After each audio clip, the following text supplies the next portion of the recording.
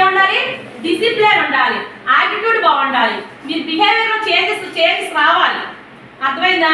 ఇప్పుడు మేము మాది ఇంటర్నేషనల్ ఇంపాక్ట్ ఫౌండేషన్ అని చెప్పేసి మీరు చాలా మంది వినే ఉంటారు, చూసే ఉంటారు. ఇది గంప నాగేశ్వరరావు గారు చూసారమ్మా?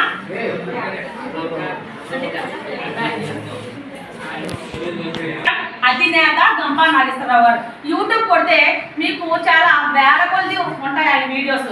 ఆయన ఎక్కువగా యూఎస్లో అది చెప్తూ ఉంటారు, కెనడా, యూఎస్, జల్లాడి ఇలాంటి ఊళ్ళోకి వెళ్ళి అక్కడ కూడా క్లాసులు చెప్తూ ఉంటారు, మోటివేషన్ క్లాసు.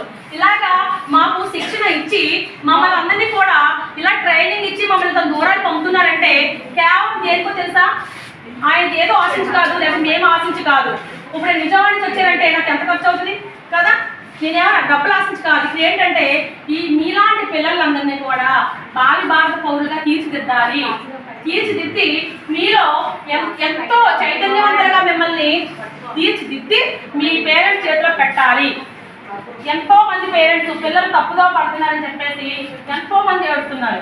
ఎందుకంటే పిల్లలు పొద్దుట లేవరు, స్కూల్కి వెళ్ళమంటే చిన్నగా వెళ్ళరు, చెప్పిన మాట వినరు, ఎదురు సమాధానం చెప్తారు, పేరెంట్స్ని కూడా కొట్టడానికి కూడా చేతులు ఎత్తే పిల్లలు కూడా ఉన్నారు. ఇప్పుడు ఇలాంటి ఉన్న సమాజంలో, ఈ సొసైటీలో ప్రతి ఒక్క స్టూడెంట్ని కూడా చేంజెస్ తీసుకురావాలని చెప్పేసి ఆయన కాన్సెప్ట్.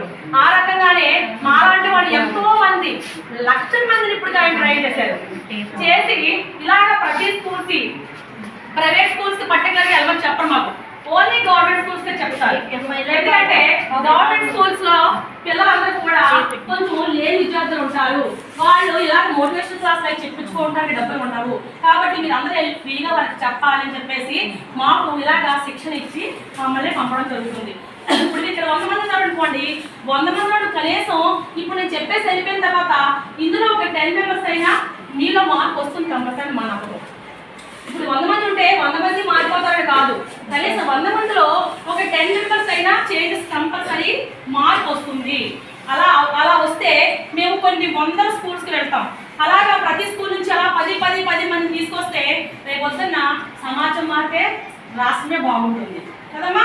కాబట్టి ప్రతి ఒక్కరిలోనూ కూడా నాకెందుకులే అనుకోకుండా ప్రతి ఒక్కరు కూడా భావి భారత పౌరులుగా మీరందరూ కూడా చూడండి, గాంధీ గారు ఉన్నారు, సుభాష్ చంద్రబోస్